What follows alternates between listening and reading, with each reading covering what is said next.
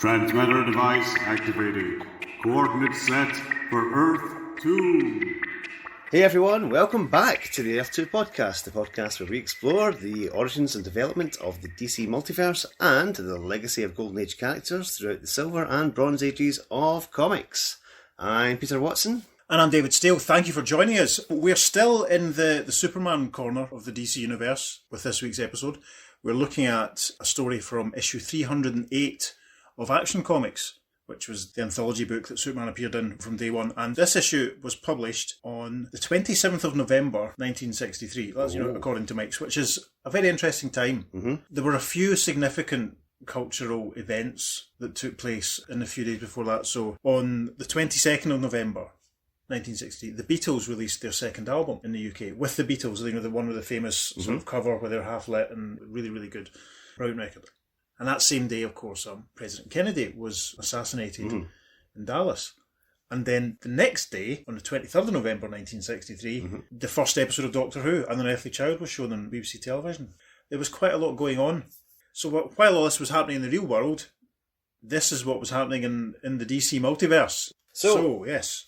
Action Comics 308. We have a fantastic cover here. Yeah, the cover's by Kurt Swan with inks by George Klein, and it's there's a big sort of muscly Greco-Roman looking guy who's a giant. He's a giant compared to Superman, and Superman is standing in front of him, and he's facing away from him, and he's lobbing a big red kryptonite meteorite, and the big giant is saying, "Oh, I'm in terrible agony from yon stone. Help me, oh little man." And Superman says, "Don't worry, Hercules, I'll toss it a mile away." Strange. In this parallel world, the hero Hercules looks like Goliath, and red kryptonite affects him the way green kryptonite does me. So that's kind of blown it straight away, that we're on a parallel world. Pretty much, yeah. Well, because, the last couple of stories we've done, obviously, there was a Lois Lane and there was a World's Finest, and part of the whole conceit. Yeah, was that we didn't know quite what was going on. They were quite similar to a lot of other sort of slightly disposable Superman Silver Age stories with a mystery sort of set up, and we find an explanation. But it does show how popular the parallel world concept was at the time, because obviously, they're trying to sell it with that on the cover to get more people to buy it. Absolutely. So, and we've done quite a few stories that have been from 1963. It was, is it the hot topic? I mean, we have said this before, that it's obvious that some other editors were starting to think, right, what can we do with this? Yeah. And we've commented on this, the different ways you can travel between parallel Earths. Yeah, absolutely. There's Hal Jordan's ring is power enough to bring people through, or else you vibrate, or else you get struck by lightning. So it'll be interesting to see what happens here. Yes. So anyway. On with the story. Yep. Into the past of a parallel world goes Superman, where events and situations are strangely twisted around. For instance, David isn't David, and Goliath isn't Goliath, and the Man of Steel becomes a super stand-in for an ancient hero when Superman meets the Goliath-Hercules. That little exposition panel was quite amusing because it has the word David and the word Steel very close together. So it does. So yeah, in the splash panel we see the Goliath-Hercules, and he's breaking his chib over Superman's head, basically. And Goliath-Hercules exclaims, "By those who rule Olympus, oh Chakra, my wrath be on your head. By Zeus, my club must have been rotten with termites." And Superman is thinking, Hercules is sure having his troubles. When his anger is gone, maybe I can give him a hand. Into the main story. On a sultry day, somewhere... On a what day? A sultry day. A sultry day. Sultry day, that's what it says. I'm listening to my collar. It's a very sultry hot. day, folks. On a sultry day, somewhere in the Middle East, as reporter Clark Superman Kent accompanies Professor Lang and his daughter Lana on an archaeological expedition. We see Clark Kent in a nice, it's almost a safari suit. Yes, yeah. And he's wearing his Pith helmet, and Lana Lang is there, and there's a man in the back with his camel and a couple of other men in a tent. And Lana looks at Clark, and she looks a little concerned. "That's odd, Clark. Everybody on Dad's expedition is suntanned, except you." Clark thinks, "Great Scott, what a slip I've made. Of course, Superman's invulnerable skin wouldn't be affected by the sun. I'll have to come up with a quick answer before Lana gets suspicious." In the next panel, we see Clark adjusting his helmet slightly, and he says, I suppose it's because of my Pith Helmet's protection." "We're all wearing Pith helmets, but it didn't protect our skins. If you don't get suntanned too, Clark, I'm going to get ideas, and You know what I mean. Yeah, and Lana looks very annoyed. She's very, she's got her arms folded and she's like, you're up to something, Mr. Kent. So this is that horrible Silver Age conceit when the lead female characters are just there to try and annoy the lead guy and try and guess whether or not he's a superhero. So the caption for panel 3 says, That night, when Clark is alone in his tent... And we see Clark alone in his tent. These jackets hung up in the background, these typewriters in a flight case behind him. There's a lamp hanging off the side of the tent. And he's smearing a red substance onto his face. And he thinks, Lana's back on the track of thinking, I'm Superman. I had to waste one of my red and black typewriter ribbons, but this red ink I squeezed from it, diluted in water, gives me a nice rosy hue. Later, I can apply a brown solution and appear to be tanned. Now, it doesn't say where he's getting the brown solution from. Brown solution. That's fine. Wow, okay. The next morning... And it's breakfast time. Lana's pouring the coffee, and she says, I guess I was wrong about you, Clark. You're as red as a beet. I'm the type that has a delayed reaction with sunburn. By the way, our guide says the rainy season is here, and we might get a storm today. You know, Lana, if your father is correct, and this is the birthplace of Goliath, the Philistine giant, I'll have a big scoop for the Daily Planet. Dad found something else exciting. A mysterious little whirlpool near here. Let's join him.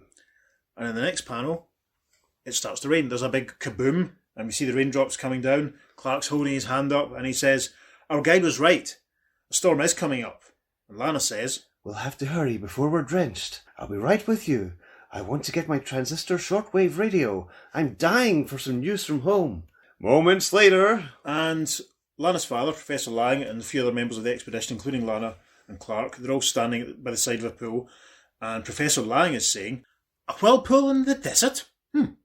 I can only presume that it was caused by some subterranean disturbance. Or maybe this storm caused it, Dad. It's certainly making plenty of static on my radio. Yeah, and sure enough, Lana's radio has some crackles coming off it. This is interesting. I think someone might get transported to a parallel world quite soon, Peter. Let's find out. Oh, it's exciting. Then, as Lana's radio aerial attracts a lightning bolt, Clark moves swiftly. Lana, look out! Clark rushes forward and he grabs the radio from out of Lana's hand, and we see a little horizontal Shazam lightning bolt right next to an exaggerated Sylvester McCoy umbrella question mark, which is floating above Lana's head. And then we move to panel 3. A blinding flash, and millions of volts rip through Clark Kent as he slips, and... It's suddenly Superman. And Superman is thinking, I took the shock, saving Lana. My clothes were burned away, but thanks to the dazzling flash, nobody was able to see my Superman costume underneath. And sure enough, we see there's a few fragments of Clark's costume, and we can see his hat, and there's a couple of sound effects like and crack and splat as Superman falls towards the water. Then, when the others are able to see again... And we see a big shot of the whirlpool, and Lana with her head in her hands in the back of Professor Lang, and Clark's pith helmet floating around the whirlpool. Dad, Clark's gone. He's sacrificed himself for me. Try to be brave, Lana dear. There's one thing we learned. Clark Kent was not a timid, mild-mannered reporter. He was a brave man. Meanwhile, from the depths of the whirlpool, the Man of Steel bores up through the ground. And we see that Superman is burrowed underneath the surface of the pool or the lake or whatever, and he's burrowing up through the ground. And he thinks, I'll have to emerge away from the whirlpool, get another set of clothes from the tent, then return and surface at the whirlpool as a half-drowned Clark Kent. But a moment later... Superman has emerged, and he thinks, great Krypton, the entire expedition seems to have vanished. No sign of Lana, her father, the jeeps, or camels. And we can see the whirlpool in the background. But then Superman stares in astonishment at... Looks as though Superman has just turned round in this panel. Yeah. This is what's going on behind him. And there's the big, giant, muscly Greco-Roman guy who we saw on the cover. And there's a little guy swirling a little slingshot in front of him. The big, muscly guy has a shield on his back. He's wearing a sort of loincloth thing. And it makes me think of the patriotic superheroes of World War II, you know, in the colour scheme. Yeah, it's kind of interesting. He's got a golden helmet. It's obviously meant to be gold. It looks just kind of yellow. And basically, the big, muscly guy is confronting a little guy who does look like a bit like Jimmy Olsen. It does actually. He's drawn in that style. The artist of the story is Al Plastino. We mentioned who drew the cover, but Al Plastino is the artist on the main story. And the big muscly Goliath type guy is confronting the little guy, and he says, Ho ho! Do you think, little flea, that a mere pebble in your slingshot can worry me? Ho ho ho! And Superman beholds this and he thinks, Great Scott! That mysterious whirlpool must have carried me back through time. I'm witnessing the historic fight between David and Goliath. Instinctively, Superman starts to spring to the boy's aid, but... The little Jimmy Olsen looking guy has hurled his slingshot and the stone has ricocheted off Goliath's face, and the small David guy says, "Here's your pebble, right between the eyes." Oh! Superman says, "Wow, what a shot." I love the sound effect for Yes. Yeah. bing. Because Is we have the noise of the stone hitting his face. David, inverted commas, is a sort of whirr, and then, that's brilliant. Poor Hercules Goliath guy. So, The scene of a giant stunned by a pellet, hurled by a mere boy, seems funny to Superman. and Superman's having the right proper lol to himself, and he thinks, "Ha, even against that big club, sword and shield, the boy won. And for a moment, I thought he needed my help." But suddenly, I've been ridiculed enough. I will dispose of you with but one blow. And the big Goliath guy, like we saw in the splash panel, is bringing his club down on Superman's head with a mighty kawak, and it's breaking, and Superman thinks, "Great Krypton, Goliath is really flying off the handle." By those who rule Olympus, my club must have been rotten with termites. And Goliath guy is looking at the broken handle of his club, and he can't believe it. He's stunned. then, Woe is me! First that flea Jason nearly felled me with a pebble. Then my mighty club shattered when I struck the stranger. What more could happen to me? So as the Goliath chap is reflecting, Superman is standing with his hand on the shoulder of someone who we've now had identified as Jason, the little boy is Jason. And Superman says, "You're worse off than I thought, Goliath. Now you're calling David by the name of Jason." And then Goliath, in the next panel, says, I see my club did rattle your head, stranger. The boy's name is Jason, and I am not Goliath, but Hercules, the mightiest of mortals. At least, I was the mightiest. "Jason? Hercules? I don't get it," says a very puzzled Superman. Pete say, Hercules here is claiming to be the mightiest of mortals. Yes, Do you see where I'm leading here? I think I do. Go on then. The world's mightiest mortal. Yeah, also known as Captain Marvel, also known as Shazam. When he says his magic word Shazam, Yes. he gets his strength from Hercules. Yeah. But maybe not this Hercules. Yeah, I don't think so, but it's a nice little thing to spot and notice, isn't it? Absolutely, yeah. You could almost wonder if that was deliberate. Anyway, the story continues as Superman thinks to himself, "Jason and Hercules lived in Greece, but the whirlpool that brought me back through time was in the Middle East. How could I have journeyed to ancient Greece to witness a scene that should have been between Goliath and David, but wasn't?" Very, very puzzled expression on that Al Plastino Superman. I'm going to say it, I'm not enjoying this rendering of Superman. Oh, really? Okay. No. Anyway, so off camera, there's a clatter, clatter, clatter sound effect, and a voice cries, Look out! Here comes Ben-Hur! "Ben-Hur, good grief." And then the caption for the next panel says, toward them comes a runaway chariot. yeah, and we see a Greco-style chariot, if you're familiar with the idea. There's a guy in the chariot being pulled by two horses, and everyone's sort of scattering, and the guy in the chariot yells, Clear the way. My horses were frightened by a lion. I can't control them. Hi, yeah! and Superman thinks, "Ben-Hur? What's he doing in ancient Greece? He's supposed to be in Rome." Anyway, he needs some help. Help he does need, and mighty Hercules tries to give it by jamming his powerful hands into the chariot's wheels. And Hercules thinks, Here's a chance to get back my reputation. I'll grab the spokes with my bare hands. And sure enough, we see the spokes breaking under the might of Hercules' powerful hands. And we're moving now on to page 6. But, again, I failed. I broke the wheel and the chariot races on. Yeah, it's like that the Christy Minstrel song. We see the chariot flying off into the distance with no wheels on the wagon, and Superman says, "Maybe I can help. I'm a pretty good jumper. Here goes." And in the next panel, we see Superman jumping onto the back of the sort of harness that's holding the horses together. And he thinks, "I don't want to let them know I can fly, or that I have other superpowers. I'll handle it like this." And in the next panel, he pulls on the reins of the horses, and they come to a halt. And Superman thinks, "Golly, I hope I'm not showing Hercules up, but I certainly had to do something fast." A moment later, And a grateful Ben-Hur is putting his hand on Superman's shoulder, and he says, Ben-Hur will not forget this favour, O stranger. You have saved my life. Perhaps, in the future, I will find a way of repaying you. and Superman thinks in response, "He could repay me right now by explaining a few things, but I don't dare ask him. If I said I was a superhuman from the future, he and the others would think I was mad." Superman continues to think in the final panel of page 6, "Wait a minute. Everybody here is speaking English. Why? And why did Jason and Hercules have a fight that David and Goliath are famed for? And what's Ben-Hur doing here? There can be only one answer. What do you think the answer is, Peter, at this juncture? Even though we know because we've read it in advance and we've seen it in the At cover. this juncture, I think.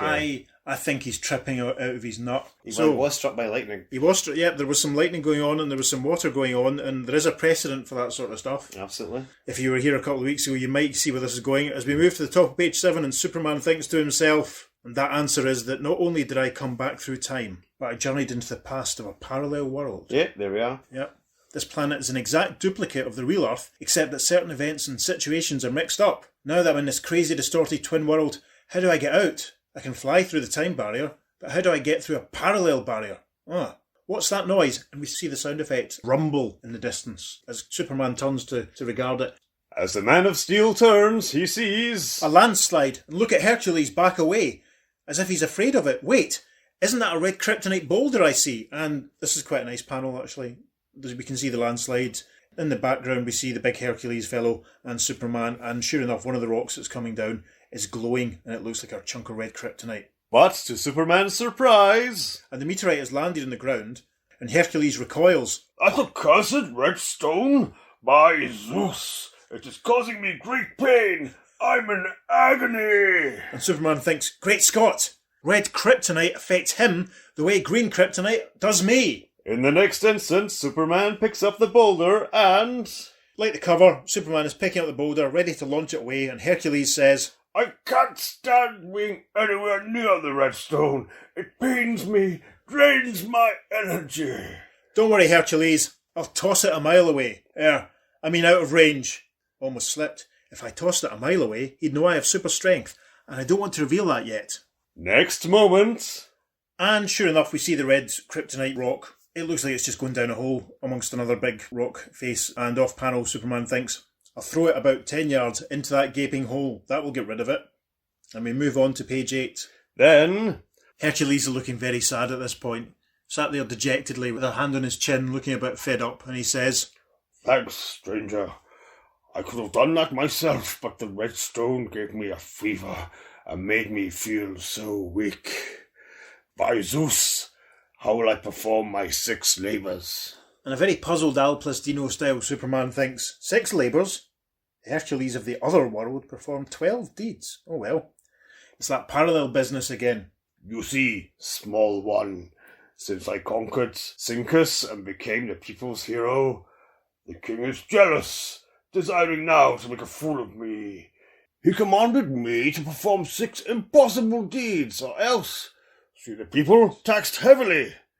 You're in a spot, Herc, till your fever is gone. What's your first deed? I must rid the valley of Nemea of the invulnerable lion. I dragged my arbalest to the valley's edge, yonder, but now I can take it no farther. I'm defeated before I even start. And we see what is basically a giant bow and arrow on a wheeled trolley device. That must be what an arbalest is, I'm Must guessing. be, yes. Learn something new Yeah. every day. And Superman says, you may not have to use your weapon. Maybe there's a surprise in store for you. Let's go. On wobbly legs, the once mighty Hercules leads Superman to a place where... So Superman and Hercules are now standing with the arbalest. We can see the arrow pointing, and Superman says, since you can't go to the lion, maybe I can get the lion to come to you. But don't kill him. Just stun him and bind him securely. And Hercules thinks, The small one must have lost his senses. How could he get the lion to come to me? and in the next panel, it's quite a nice sort of silhouette. Superman sort of walking off into the distance, and he says, now wait here, and keep your club ready. Farewell. Alas, I have lost a friend. Hercules doesn't really have a lot of faith in Superman. No, at this not point. really. Yeah, But he's not seen him use any of his superpowers. That's true, really, yeah. and obviously, and Superman was quite careful not to demonstrate, so maybe he's going to cut loose. Superman doesn't go very far before he encounters... Yep, and we see the lion, and it's quite a scary looking lion actually, coming out from underneath some rocks, and the lion sort of goes grrr, and Superman says, an invulnerable Leo, eh?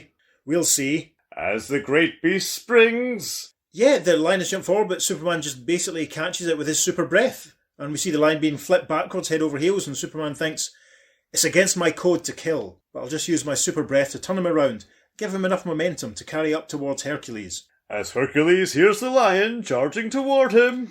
We hear that grrr off camera, and Hercules gets his sword ready, and he says, Oh, I'm still too weak. Can't hold my sword. I'll have to use the big spear to wound the beast. Triggering the arbalest, Hercules aims the spear straight at the lion, but... Yes, and the spear flies off the top of the arbalest, and it bounces off the lion with a crack sound effect, and the lion roars. And Hercules says, By those who rule Olympus, the beast shattered my spear. and then the lion is walking towards Hercules, and the caption says, indeed. Then, as the Nemean lion stalks its wobbly prey... And Hercules says, All right, fearsome one, I'll fight you to my last breath. and Superman has made his way back to the situation now, and he thinks to himself, Great Scott, the lion is invulnerable. Herc doesn't stand a chance, so I'll use my heat vision to sting him. It'll enrage the beast and drive him away. But Superman is startled to see... We see a shot of the lion's paws, and something's dripping off them. And Superman says, What's that? Molten metal dripping from the beast? Next moment, Superman himself charges the lion. And off camera we hear Hercules say, No, no, brave friend, I'll fight my own battle. Superman has rushed forward and he's punched the lion in the face, and he says, Wait, Herc, I'll show you something. Can't hit the lion too hard. A mere tap should stun him. And in the next panel, Superman has essentially unmasked the lion of Nemea here. It looks like he's pulled its head off, but it's sort of the mane and part of its fur. And Superman, and he's looking quite jolly at this panel, and he says, There's your invulnerable lion. Underneath this phony hide was a coat of chainmail, put on him by someone to terrorise the valley and thwart you. The king's doing, no doubt, but let me have this scrawny beast. I'll take him back alive to the king at Thebes. That is, if you'll help me, I'm still weak from this accursed fever. And we see Hercules lifting the lion onto his shoulders. Looks like he's giving it a sort of piggyback. And Superman responds to what Hercules says and says, Sure, Herc, I'll help you. And he thinks, strange, in this parallel world, kryptonite fever lasts a long time. But now, to eavesdrop on the king. I thought Hercules is just milking this. I don't know. I mean, because kryptonite does have unusual powers and does affect Yeah. different people in different ways, and it's a parallel Earth for It's some red reason. kryptonite as well. It's red kryptonite that's affecting someone from Earth. It's quite weird. Anyway, After they make their way to Thebes, Hercules alone enters the palace. and we see Hercules standing down in front of three chaps with sort of beards and receding hairlines, and they're obviously the kings or whatever, and we see Hercules saying, There, O king, your invulnerable lion with its chainmail. I have performed my first deed. and one of the three lads there, who I'm presuming is the king, says, Yes, I see. Leave us now. You'll soon learn your next task to perform. Later, outside the palace, Superman puts to use his supervision and super hearing. And Superman is essentially standing to the side of the next panel, and there's a nice sort of ripple distortion effect in front of him. Pretty cool, just obviously indicating that he's using his supervision powers. And we see the three guys from the last panel, and one of them is bearing a bowl of fruit, and he says, Hercules thwarted you by accomplishing the first feat, sire, but not again. Why not have him slay the non-existent Symphalian bird for his next task? How can you slay something that isn't? And the king says, Excellent. This time we've got him. Afterwards, when the Man of Steel joins his friend... And it's Superman and Hercules again, and this is a great panel that really shows the difference in scale between them. Hercules is sat there on a rock in front of Superman, and Hercules says, I must go to Lake Stymphalis and slay the man-eating Stymphalian bird, a creature larger and mightier even than the dragon slain by good Perseus. Pshaw, Herc. That bird is strictly a fairy tale. You can't slay something that doesn't exist, says Superman before he thinks. Can't let him know that I overheard all this with my super hearing. Ah, but the king's own witnesses will be there, and unless they report that they saw me slay the winged beast, I can never again return to Thebes. I must find that bird. Superman thinks, how can I help Herc find what isn't there? Even Superman can't provide the impossible. Or can he?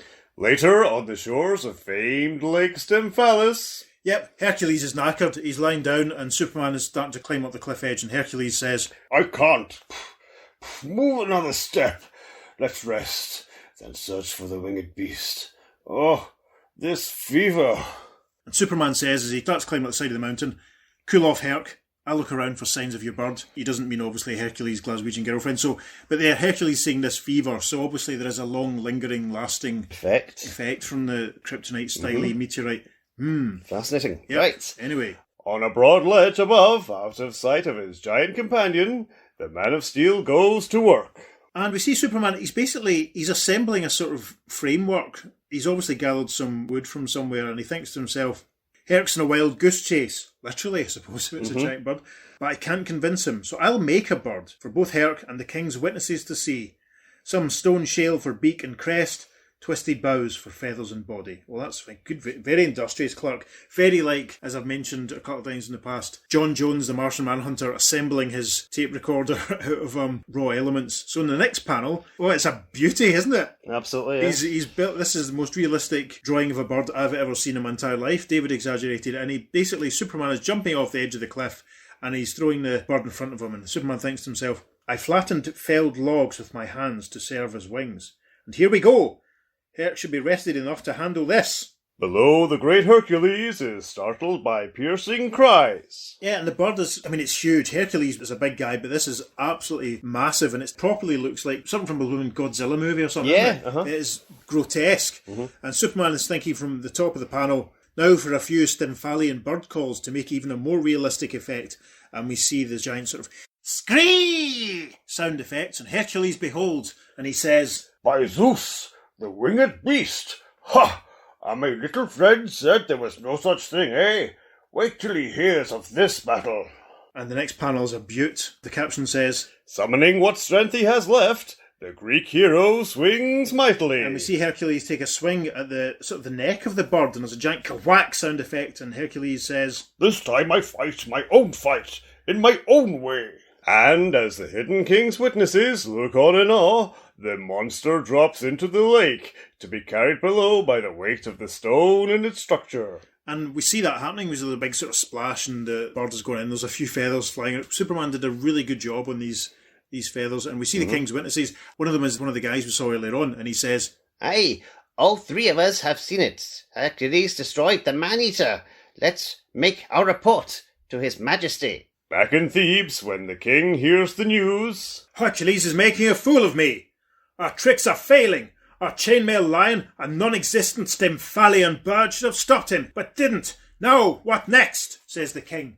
And his conniving, snidey pal says, Sire, I think we have come up with the answer. The cavern caterpillar, which no man dares face. This monstrous cavern caterpillar weaves cocoon strands of the hardest metal. Mighty heroes have gone forth to fight it, and all have failed. Perfect! Perfect! Command Hercules for this third feat to bring me cocoon strands from this beast. When he fails, I can ban him forever from my kingdom. We cut back to our two heroes. on the following day beyond the city, What's the trouble, Herc? A mere caterpillar shouldn't bother you. Hercules is quaking, literally. Much would I rather bring fiery lava from the great volcano near Olympus, little one. In my weakened condition, I am no match for the cavern caterpillar.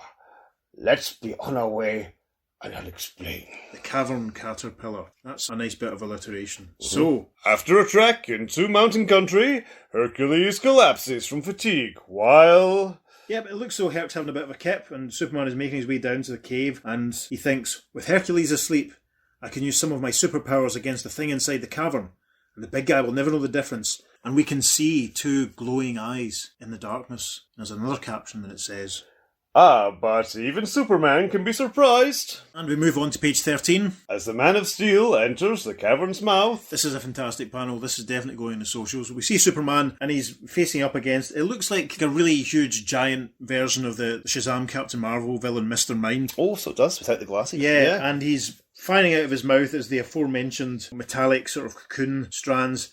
And as Pete said when we were in preparation, it literally looks like Superman's being bombarded with red tape. And Superman thinks to himself, fantastic, I keep breaking these metallic strands, but they keep sticking to me like glue.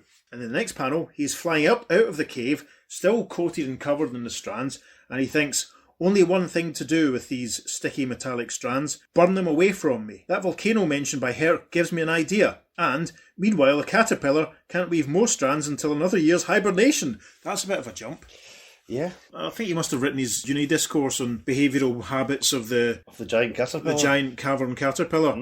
into the boiling volcano dives Superman. Another quite an interesting panel with Superman flying in and the metallic strands are burning off him, and he says, that does it. Now I'll return to Herc and report this mission accomplished. An instant later, And Hercules is still sat down and Superman's standing in front of him looking really chatty. And he says, the caterpillar can't weave any more strands for at least another year. You win. Wrong. By Zeus, you're wrong. I forgot to tell you that I'm supposed to take back the metallic cocoon strands to the king as proof of this feat. What have you done with them? And a very nonplussed, blank-faced Albastino Superman thinks to himself, great guns. I burned up the metallic strands. How can I give Herc some evidence to show the king? Maybe I've got it. You know what I suddenly think? I feel really sorry for this big cavern caterpillar. He's just living his life.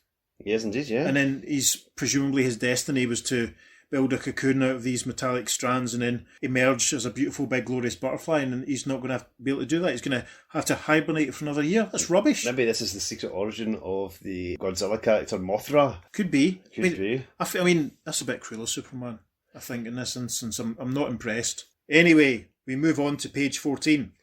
But in the split second it takes Hercules to blink. Here, Herc, unbreakable strands that can't be cut and will defy the strength of any mortal.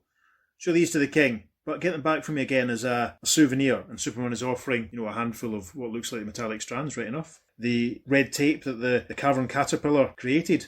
And Hercules says, I hope you're right, little one. I'll go now to the palace. Next day at Thebes. And Hercules with the king in the palace, and there are a couple of big muscly baldy guys in the front, and one of them is holding a strand of the red material that Superman gave Hercules, and another guy's breaking his sword against it, obviously testing it. And the king says, observe, the sword breaks against the strands. They are truly from the cavern creature's cocoon. Hercules wins again. Hercules says, Indeed, and since you doubted me, I claim my strands to do with as I please. Later, outside the walls. And Hercules and Superman are standing outside and it's raining. We'll just emphasise that. It's raining. And Hercules is handing the strands to Superman and he says, Here, little one, your souvenir, and thanks for helping me, but now the fever has worn off, and I am well again. Begone, while I go about my other tasks. And it must be said, a capeless Superman takes the strands back from Herc as he thinks, Herc's okay, and now I can reweave the threads of my invincible cape, which I unravelled for him to substitute for that creature's strands. And there's a little footnote which says, for the full story of Superman's indestructible costume, see Superman Giant Annual number 8, editor. So we've had a look, and Giant Superman Annual number 8 actually went on sale the previous week. Gone to Mike's Amazing World of Comics, it went on sale on November the 21st, 1963. And the story the caption seems to be referring to is a story called The Origin of Superman's Super Costume, which was reprinted from issue 78 of Superboy from 1960. So there we go. That must be what that's a reference to. Excellent. So Superman continues his train of thought as the storm is sort of increasing in the background. We can see that the dark clouds and the rain coming down. There's a flash of lightning behind him. And he's thinking, but how about my problem? How do I get out of this parallel world? I'll just have to wander about, maybe for centuries, seeking a solution. Later, as the Man of Steel meanders through the countryside during a rainstorm. In this panel, we see Superman flying down towards Jason, who we met earlier on. There's a couple of sheep, and Jason is twirling his little sling. And you can see Shepherd's Crook leaning against a rock in the background, which is quite a nice touch. In the rainstorm, there's a bolt of lightning coming down towards Jason. Superman is flying towards it, and he thinks, the shepherd boy Jason, practising with his sling. But my supervision shows that he's got a metallic rock in his sling, and he'll be killed by the lightning bolt unless... And Jason has a puzzled sort of exclamation, and there's a big kravroom as the lightning bolt strikes Superman's hand. And as instantaneously as he vanished from the world of his own day, Superman reappears. And we see Superman standing on the rock overlooking the whirlpool, and it's still raining. There's a nice sort of glow burst around him as he's obviously appearing, and he's thinking, lightning returned me here, just as it took me away. But I must have been gone only a split second. I'll get another suit of clothes from the car and use super speed to reappear in the whirlpool as Clark. But I wonder how Herc will make out with his other feats. And we see Clark's discarded hat from earlier in the story sort of still floating in the whirlpool, and Lana and her dad and the other guys in the expedition all standing watching it. And there's one final caption. Coming soon, another mighty adventure of Superman in the parallel world. But to the best of our knowledge, from what we've been able to extrapolate and find out with all our research, there wasn't one. Nope. If you know otherwise, please let us know, because we can't find anything Nothing at all. to indicate that there was another story with this Hercules. Now, there was... And I want another excuse to use this voice. Chiswick, fresh horses. There was... I in my head I can picture seemingly dozens, it seems, of Action Comics covers that are quite similar to the cover of this one. Superman fighting Hercules type guys and all that sort of stuff. Javam, he was fought a few times Yeah. about this era.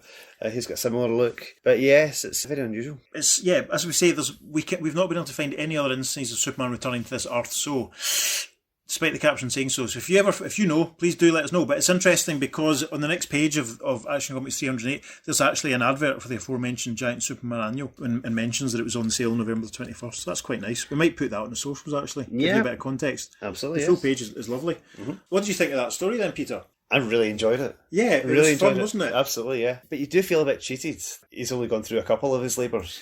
I liked the sort of buddy comedy aspect of it, and they felt an awful lot was unsaid about the origin of the meteor and where it all came from. And as we said in our preparation, the placing of some of the captions towards the end, even by the standards of the stories that we've already done, it's a very abrupt ending. It's very choppy. In the space of 3 panels, we go from Superman saying goodbye to Hercules to him suddenly flying over Jason to suddenly being back, and it's like that. It looks to me like maybe cut down by a page or something, or a couple of panels are maybe missing. 14 pages seems like a bit of an odd amount for us, really. So maybe they have chopped and changed it a bit. It's an interesting thing that a lot of these stories do feel quite disposable, and we get this caption saying that there might be, there's going to be another story in the parallel world, but we don't get it. And it almost seemed like it could have been another sort of time travel story or imaginary, even an imaginary story, because it's almost like they used the parallel worlds as a way of just sort of avoiding any explanations for what was going on and why. True, yeah, why things are different. Yeah, I mean, I wonder if it was actually genuinely going to be a Hercules or a Goliath sort of story. Well, the setup with David versus Goliath, as it were, like Hercules versus Jason instead, is a bit bizarre, especially with and then when Ben-Hur rocks up. But it's more so from the point of view that Superman stops it from happening, but then suddenly becomes very pally with Hercules. Yeah, it's like, I'm rubbish, everything's going wrong, and how can I help? Yeah, it seems a bit bizarre considering he's like the big bully that the boy was, as far as we know, defending himself from. And it's a bit peculiar. Yeah, and Superman's sort of there as if his whole purpose is to kind of get Hercules back on track and sort him out, which makes me think maybe it could have been Superman. Yeah, it could have been a time travel story where Superman goes back in time and accidentally interrupts Hercules, but then has to help him carry out the rest of his labours. Yeah, which sounds like a really Silver Agey sort of Superman story that someone would do. I don't know. Yep. So another thing I wanted to mention was the fact that we've got Superman discovering red kryptonite on this world, and first of all, it doesn't affect him, but he recognises it as red kryptonite. So it must be from Krypton, presumably. Yes. Yeah. So it means in this parallel universe there must have been a Krypton that exploded. Which makes you think the logical extrapolation of that must be, is there a Superman in this parallel universe? Is there a Superman in this I mean, it could be Hercules, because he's affected by it. Right. Maybe he's Kryptonian. Is he from Krypton? Right. It could be. I mean, we don't have any evidence one way or another, but I think it's an interesting thing to discuss. It does feel like there's an awful lot of stuff, maybe, I don't want to say it's underwritten or unfinished, but it does feel like there's a lot of stuff maybe missed out, or lots of undeveloped ideas. Yeah, it didn't even have to be red kryptonite. It could have been anything. Yeah, absolutely.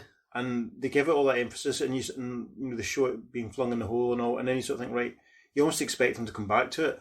Yeah, but that's it. It's literally a throwaway. Yeah, but it's just really interesting the fact that it does affect Hercules, who we assume is human, even though he's a giant, though. That could be what the Kryptonians are like in this universe. I mean, the differences between the the Krypton 1 and Krypton 2, for lack of a better expression. Their powers, similar powers, but obviously, they're more powerful when they come to Earth 1. Under the different sun and stuff. Yeah. Or, if this is the case that Superman has also gone back in time, does that mean that Krypton has exploded centuries ago? Or could it just be, we only know it's red kryptonite because Superman says so. It might not be. It's fun that they're actually selling on the cover the fact this is a parallel world story, and it's like, and there will be another trip to this parallel world. Yeah. But obviously there wasn't much fan reaction to it. Yeah. Peter's got the reader reaction now from issue 311 of Action Comics, the letters page, and there are half a dozen so letters. Yep. And only one of them actually refers to this story. Yeah, this letter is from Ernest A. Sutcliffe from Cranston in RI. Who could that be? Rhode Island. Is that? I think so. Yeah, okay. Anyway, Ernest writes, Dear Editor, on the cover of Action 308, you show Superman tossing a red kryptonite boulder away from Goliath-Hercules. Since Superman is always affected by red K, how do you explain the fact that this time his exposure to this stuff did not cause any transformation to occur? Did not affect him in the least? And the editorial response was, we thought we'd made it clear that this entire story took place in a parallel world. In this type of world frequently used by science fiction writers, events, places, customs, etc. are the same as on Earth, but with interesting variations. For example, in this particular story, Hercules looked like Goliath, Ben-Hur lived in Greece instead of in Rome, etc. And the most ironic switch of all was that Hercules was weakened by a red boulder the way green boulders, kryptonite, affect Superman. It should be clear from the fact that they're on a parallel Earth that Superman wouldn't be affected by the red kryptonite because it's the red kryptonite from a parallel universe. That It wouldn't affect him because I'm sure that there's another story in the John Byrne Legion of Superheroes Superboy Superman crossover story, isn't there? There's a whole thing with the coloured kryptonite and it doesn't affect That's correct. our Superman because he's not from that universe. Yeah. They maybe could have said that in the response there, in the response to Ernest. Very important that Ernest wrote that letter. Obviously, yes, very important to Ernest. Rubbish. And that is literally the only letter about it. So, obviously, there wasn't the fan response they were expecting for this story, which is why I think they've ditched the whole idea of coming back, revisiting They it. probably were anticipating everyone to go, this was brilliant. Maybe we should have written letters in. If only, let's in keep tracking it on that time Let's machine. get Jodie Whittaker to give us a lift back and we can do that. Anyway, that has been Action Comics 308. But what did you think of it? Please get in touch and let us know. You can email us at theearth2podcast@gmail.com. We might read out your letter on the show and give you a shout out. Make sure you follow us on Facebook at the Earth2 Podcast and on Instagram at the Earth2 Podcast and on Twitter at podcast_Earth2. Yep. And as we said, we're putting up lots of pictures so you know exactly what we're talking about on our social media. So make sure you check that out. Yep, and if you can rate or review us on any of the places, that would be terrific. Please get in touch. Please let us know what you thought and what you think of how we're doing. Give us some feedback. It would be ideal. And we look forward to you joining us next time on the Earth2 Podcast. The Earth2 Podcast. The Earth2 Podcast. The Earth2 Podcast. The Earth2 Podcast. The Earth. The Earth2 Podcast. Podcast. Transmatter cube activated. Return coordinates set for Earth Prime.